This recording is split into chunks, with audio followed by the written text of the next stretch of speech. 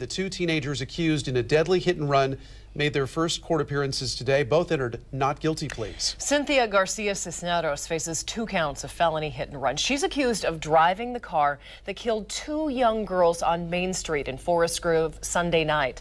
Her passenger that night, Mario Echeverria, also faces charges. Police say he helped cover up the crime. KPTV's Ben Singer joins us from the Washington County Jail now with more on the day in court. Ben?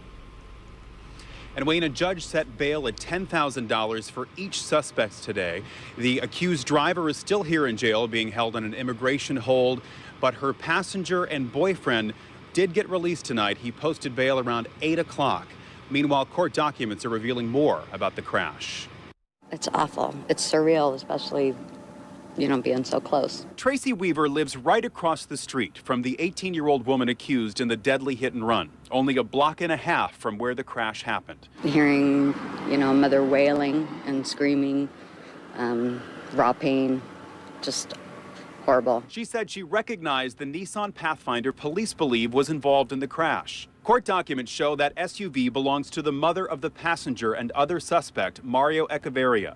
According to the documents, Cinthya Garcia-Cisneros intentionally drove into the pile of leaves and experienced a loud bump, but only realized she had hit the girls after her other passenger, a younger brother, went back to the scene. The documents say Echeverria took the SUV to a car wash in Hillsborough to get rid of any evidence. The documents say Garcia-Cisneros was scared to come forward and had been thinking about it, but police found her first. And they say both suspects initially denied involvement. It was just weird for me. I was wondering what was going on. Neighbors like Miguel Vasquez Chavez saw the forensic team examining the SUV at Echeverria's home in nearby Cornelius. Yeah, I seen them taking it away, yeah. I mean, they're good kids. Rogelio Lopez drove by the scene on Sunday night, only to find out later his former classmates are accused of the crime. To be honest, I still can't believe it. It's just people that you knew and people that went to school with you. It's sad for the community, and everybody's shocked that knows him.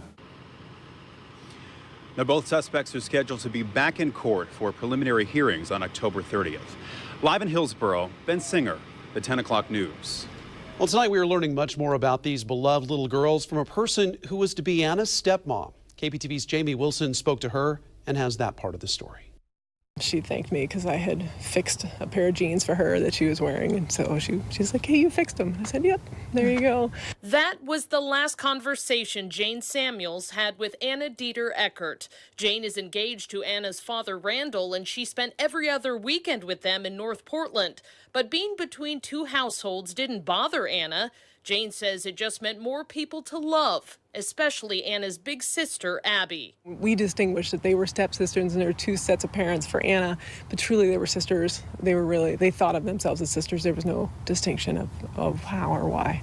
Jane says it was in the way that Anna drew pictures of her family and the way she cared for everyone. She was a unique soul. Even in her short span of time here, it's just important to remember that there's that spirit possible in a little kid, and that's pretty remarkable. Possibly even more remarkable is the family's perspective on the people who've been arrested in the case. Jane says they can't and won't pass judgment now. I can't imagine what they're going through. This is life-altering for everyone involved, and there's so much more we don't know.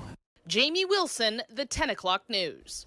Jane Samuels adds that police and firefighters have been so helpful, and she hopes they will be able to heal from all of this as well. Other members of the community remembered Anna and Abby today. They gathered at the Forest Grove Farmers Market and decorated bookmarks. Those crafts will be hung from trees where the crash happened. And the girls will be remembered in other ways as well. The Dieter Robinson Memorial Scholarship has been set up. It will be awarded next spring to a Forest Grove High School senior who shows service to special education, unified sports, and Special Olympics. A memorial is also planned for the girls on Saturday at 10 o'clock at Sunrise Church in Hillsborough. And an account has been set up for donations to cover expenses for the family. Donations can be made at the Dieter Robinson Fund at any Columbia Community Bank or through Sunrise Church.